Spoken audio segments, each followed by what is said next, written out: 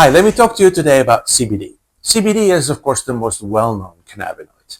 In fact, a lot of people call our company a CBD company, which is a bit a shame because we have so many more cannabinoids in our products. But that's the common use of the word CBD. CBD originates from CBDA, the acid form, and it comes from the acid form by heating it, either by the sunlight on the field in the plant directly, or in the lab you can reproduce that. Most of the concentration is in the hemp flowers, right? It is in the hemp flowers where the highest amount of CBD is, and it's not intoxicating like THC because it doesn't bind directly or strongly with the cannabinoid receptors. In fact, it has an indirect activation of the ECS, the endocannabinoid system.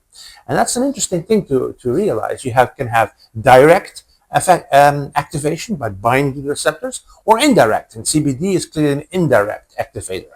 It means that once components bind to the receptor, there is an enzymatic component called FAAH in the body, and it breaks down that cannabinoid, those endocannabinoids, into the cannabinoids we produce ourselves that are bound to the receptors. It breaks it down like anything else. Anything else that is in our body, eaten, coming from outside, is slowly broken down.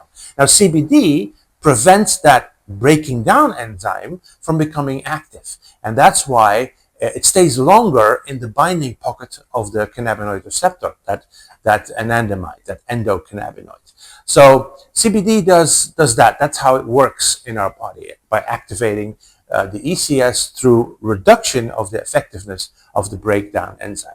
It also is an activator of PPAR, which is a complicated word in biochemistry. But what that does is it helps to control your metabolism, to regulate your metabolism. PPHR, make sure that your metabolism is optimized. And metabolism has everything to do with energy production, use of energy in your body to make your cells work, or sometimes lack of energy using, so that you have too much energy in your body, resulting in potentially obesity or diabetes or metabolic syndrome. Very common issues in today's life. And that's another reason why I believe that the lack of cannabinoids use over the last decades has resulted in this serious degenerative problems that we're facing.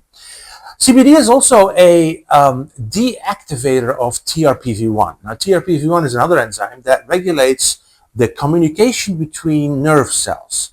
Nerve cells communicate, giving a signal coming here, going to the next nerve cell by what we call ion channels. Ion channels is like little openings in the cells where signaling molecules travel through. And this TRPV1 opens those, make sure that it happens. CBD slows down the effectiveness of that communication. And that means that it's going to reduce pain sensation. A lot of people report that using CBD reduces pain. Well, that's because of this, because it slows down the communication between nerve cells in a natural way. Very effective. Also, that is the reason, potentially, why epilepsy is so much reduced, epileptic attacks with CBD, because also that has to do with signaling between nerve cells in your brain. So that is, the additional effect of CBD on top of the common effects of all cannabinoids. And in fact, CBD is so known for that there's even a synthetic version on the market of CBD called Epidiolex, which is prescription medication in the US. I don't think it's in Europe, but in the US it is, to reduce epileptic attacks. Coming with a lot of side effects, I can tell you that, because it is a synthetic CBD, just one molecule, which is never the good thing.